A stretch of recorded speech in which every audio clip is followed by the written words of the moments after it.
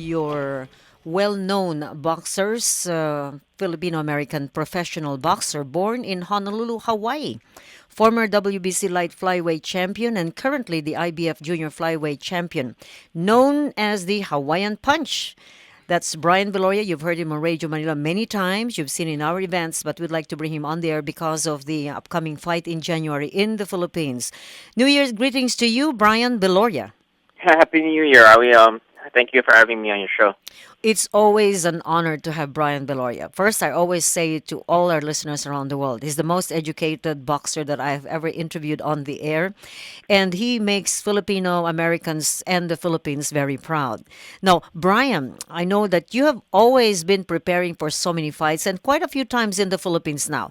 Tell us the exact date of the fight in January, and you're fighting against Carlos Tamara?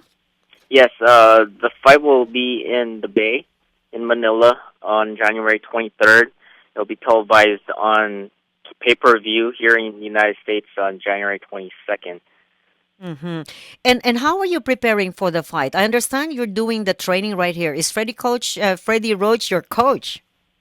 No, I basically parted ways with him a couple of years ago, and I'm training with the Garcia family here in Oxnard, and Roberto Garcia, who's the head trainer for the Oxnard Boxing Club that I'm with here. Mm-hmm. And how are you preparing for the fight? I know that, well, each boxer has his own weaknesses and strengths. What are the weaknesses of Carlos Tamara and the strengths that you would have to overcome? I believe Carlos Tamara buckles under pressure.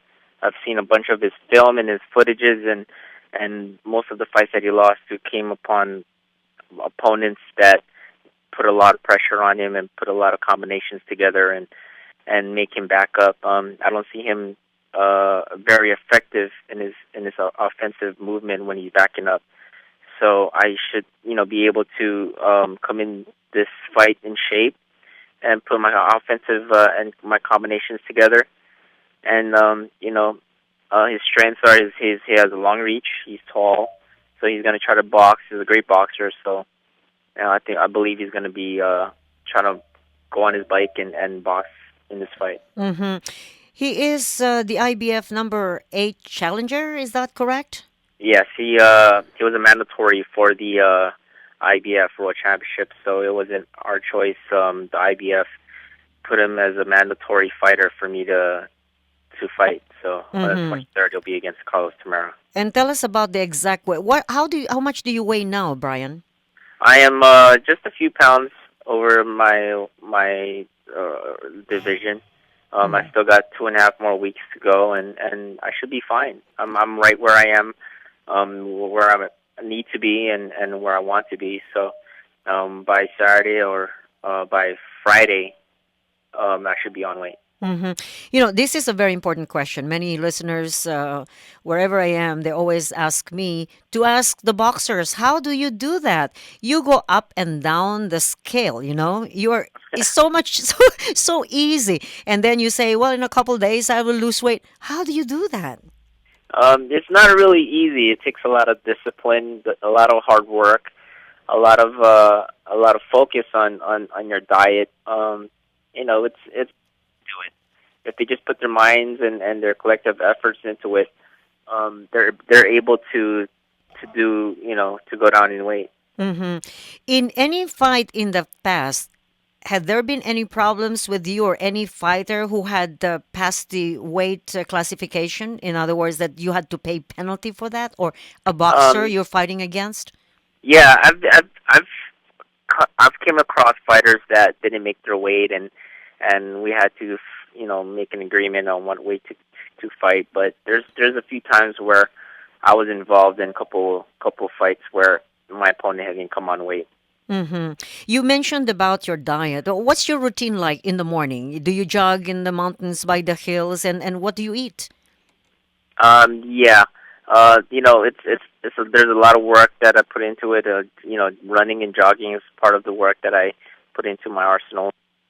And just trying to keep myself in condition and practice as hard as I can. And running on hills and mountains are one of them that I put in my my training regimen. hmm I always believe the boxers are really strong people because, as you can see, you're training here, but I guess over the weekend you'll be traveling to the Philippines. That's a different time zone, and then you will have only maybe a week or a couple of days to adjust to the environment. How does this affect you, that traveling to a country where you're going to fight for a title?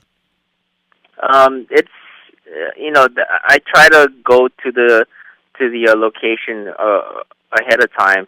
In this matter, I I go there 2 weeks ahead of time, try to get hmm adjusted to the time difference, and try to get myself acclimated to the time zone and the weather. So Who are you offering this fight to?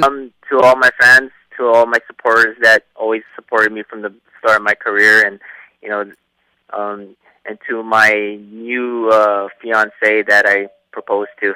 Wow, tell us that exclusive story. When was the proposal?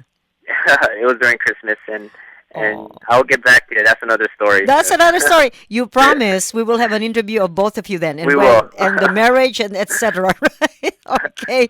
Our greetings to you once again. The best for the year, and definitely would like to have another interview with you when you get back here and you have your belt once again as the champion of all time, Mr. All right, Brian most Viloria. definitely. Thank you. Thank you Thank so you much, so much. Brian.